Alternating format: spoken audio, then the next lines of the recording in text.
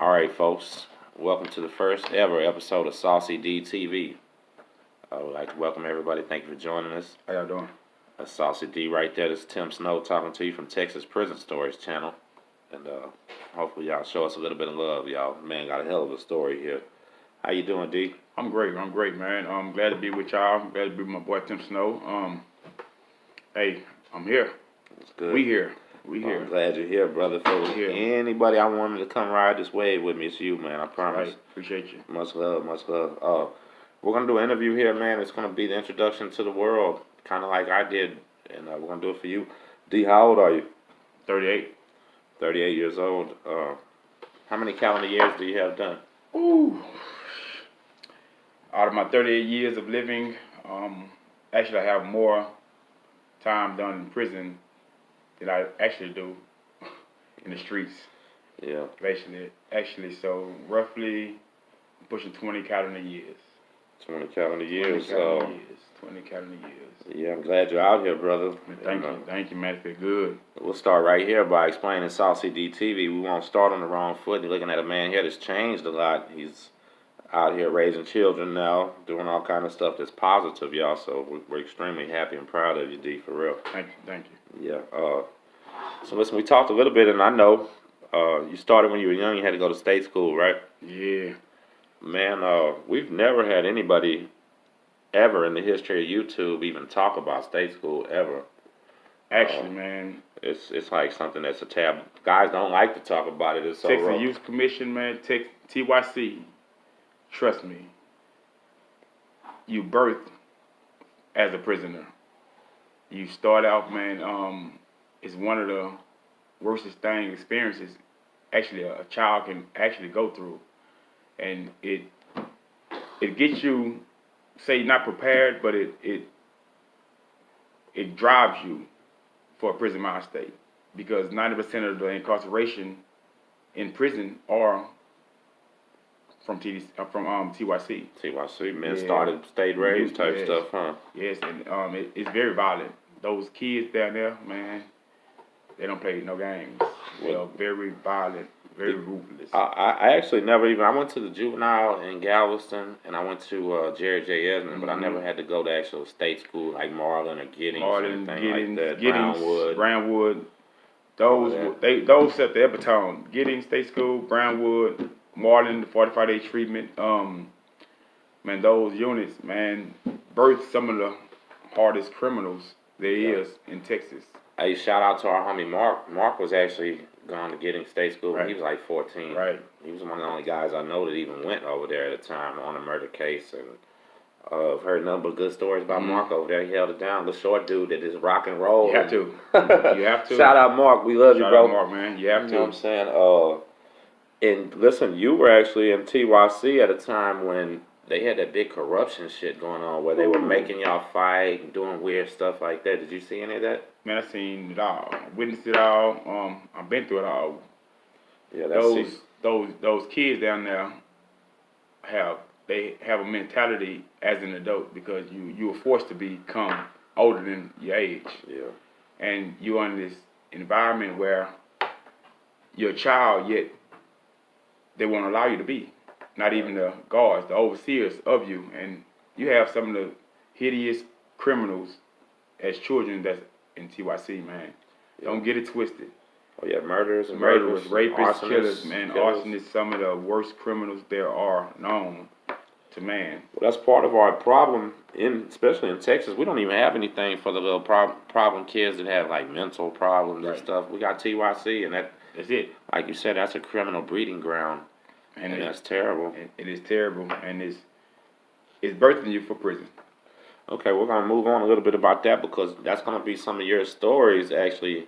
Saucy D will be giving y'all some detailed TYC stories, y'all, that nobody's ever done on the YouTube. They haven't. You hear a lot about CYA, because they got California Youth Authorities. Right. And, man, they got some stories. It's pretty much about the same thing that they do here in Texas. So we need somebody like you. We desperately need you to come on and tell them what's going on. And I promise you, your videos will help change a lot of shit. Right. They're going to see, like, oh, man, these kids are doing this or doing that. So, okay, well, listen, Saucy D, from TYC, got certified as an adult there, because what's the two options when you turn 18? You go home or go to prison, right? Actually, you know, Or you have a cop out, but it's really your conduct. Right. And certification is come from when they certify you as a youth offender to an adult, Right. and they send you to the big house. Right. Back then in the 90s, what they called it the big house, and that's for the criminals that are actually acting up, or youngsters that they acting up in. And it was kind of a system that made y'all act up. Exactly. You act up or get ate up. Yeah, exactly, man. Act up or get ate up, man. So even the overseers, the guards, you know, the people that ran the youth village, right, was criminal minded. Oh yeah. Anybody that's watching this, if you're not from Texas, just Google TYC corruption. You won't believe it. The things that these guys had to deal with back then. There was weird sexual corruption some places, weird physical corruption. They were popping doors, making people fight. It was a lot of stuff. So at the age of 18 now, Saucy D is they're telling him he's got to go to the big house. Shit. When you were 18, how much did you weigh? Oh, roughly, I say 180. 180. 180, Okay. and Not too bad. that's after eating everything. Yeah, that's getting ready. Push up, getting ready. Yeah. Well, okay. Well, I back up one moment now. When you're in state school back then, and you knowing you're getting ready to go to the big house, what the hell did you feel like? I know that's scary, man. Be for real. It's a feeling, man. It's a feeling that no kid actually wanted to experience. Trust me. No child, right? You know, because no matter what you say, you learn your behavior, but the fear is gonna exist no matter what. Nobody say I don't give a damn. But the hardest criminal, they have fear in every situation, especially transitioning from a child, a boy, to forced to become a man. Absolutely. And going into a adult prison. And listen, as that age right there, I already know how it was, because I remember I was actually one time the youngest guy in Galveston County, man. I got arrested 2 days after I turned 17. And I was in there asking young guys, what's it going to be like? And nobody could even answer. Right. They was like, man, I don't know. Everybody was going on our first trips back then. And I know that's how y'all were in TYC. Like, man, y'all couldn't even tell each other what it's about to be like. Y'all just heard shit. So there's no preparing. None at all. You say you're ready, but that's only because you're forced. Right. You know what I mean? You are ready because you have no choice. You're not choice. ready because you're going to a foreign territory where it's men. Your first adult prison, where'd you go to? My first adult prison was Ferguson. Maximum Security Unit, Gladiator Farm. Midway, Texas. Midway, Texas. I still remember the address. What is it? It's Midway, Texas, 75852. Man, years later. 120. My first number was 885979. In the 90s. And in the 90s, man, you had to be stand up. And not saying that you couldn't be set down, because every stand-up guy can be set down, but stand up meaning as, hey, one none of that shit that you gonna be taken lightly. Right. If you a hoe, you gonna be hoed. Yeah, you're gonna get pulled quick. You're gonna be pulled quick. Yeah. So I'm gonna actually get into this, because this is something that people want to know, man. Hit Ferguson. Ooh. Freaky Ferguson. Maybe the worst prison in the damn United States of America. It probably was the worst one in America at that time. East Ham in the 80s, Ferguson in the 90s, probably Robertson. And right now, right. You know what I'm saying? So at 18, you're walking in, man. Do they put you on a transit wing first? Like you go to a little temporary housing, or do they dump you straight into population? No, you go straight to population. And first, let me get this correct. You ain't even got to worry about even before you even get to the unit. On the bus, riding on the Bluebird there. Yeah. They telling you, hey man, where unit you going to? Scan the shit out of you. Scan the shit out of you. I was going to be those same ones. They scan you, but they are actually telling you, hey man, what the hell to do? Hey man, you going? You know where you're going? Yeah, youngster, you know where you're going? What this is like. Yeah, and you have a sense of pride, yet that fear is in that gut.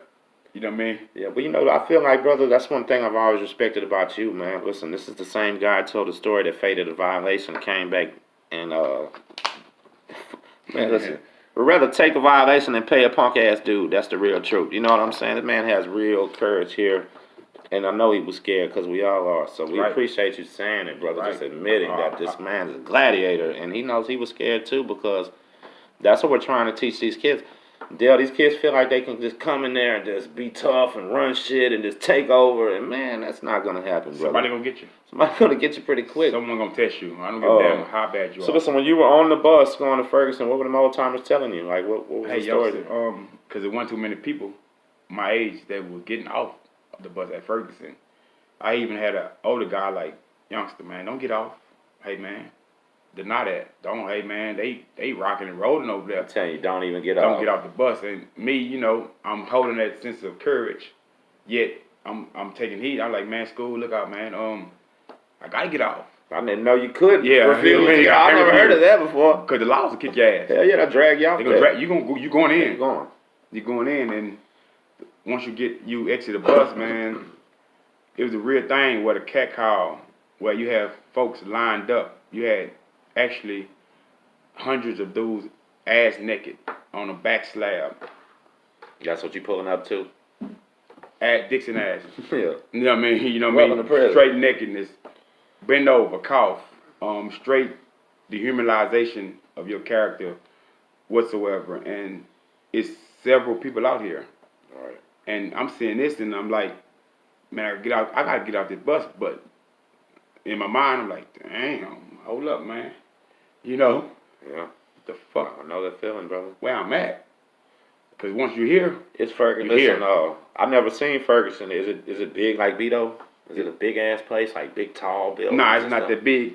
Yeah, old red brick building. It's red brick. Yeah, it's red brick. It's the old unit. Okay, I know. It's not that big. Right outside Love Lady, you know, you got East Ham across the sea. Right. And in the '90s, the guards were so criminal minded because you know they start off as a job, but the more you're there, the more you become. Yeah, absolutely. You start getting institutionalized also. You become just as a prisoner yourself. Listen, man, this is going to be something that you're going to specialize in, and we're not ever going to say their names, but this man right here, actually, see, there's a lot of fake people on YouTube, y'all, that we're not going to call any names, and we salute their success also, but we're looking at a dude right here that really was a shot caller in a prison, really did have people that was listening to him, really did respect it, and towards the end changed his life too, you know what I mean, and realized a lot of that was done. But some of the stories that you're going to be able to tell is going to light YouTube on fire about politics with police officers. Right, correct. That is going to be what it's going to be, something that is going to be amazing that Saucy D is going to do, because he's seen it all so far. And so listen, I'm getting off track, man, and this is one of the best ones I've seen so far you're doing with us. When you get to Ferguson, you get in, probably see the GI first, right? Or something like that. I didn't even have to see the GI. Yeah, you was labeled. Did they already know you was a Crip? They had you like basically, that? I was confirmed from TYC. From the world of TYC. Yeah, they did us in high school and school. They actually confirmed us all. But you was already labeled because you was sent to these units for your conduct. As a troublemaker. As a troublemaker. So they know you're showing up. Yes, they know I'm showing up. I got you. Hard head in the way. Yeah, they know I'm showing up. And I was labeled there. And once I get off the bus, it ain't you going pack, get ready. No, ain't no getting ready. You got people picking you out. You got people calling at you. What size shoe you wear? Yeah. Them mine. Damn, man, they did that to whistling me on at you. my Say, first day girl, like that. You gonna be my bitch. You gonna be my hoe. They waiting to see what you do. They waiting to see how you react. All right, listen, I told that story, and a lot of people couldn't believe I admitted that I was scared. But who wouldn't be, cuz? Shit. God dang, man. I know I was. Who wouldn't? Man. If you say you weren't scared, then you're a motherfucking lie. You a lie, man. You a lie, man. Or you're retarded. Are you retarded and you still lying? How long did you have to sit there and let them call at you like that? I know they let you stay there for a minute. We stayed on the back slab. So it's a line. You go through several lines, but in each line you have roughly 30, 40 people in each line. And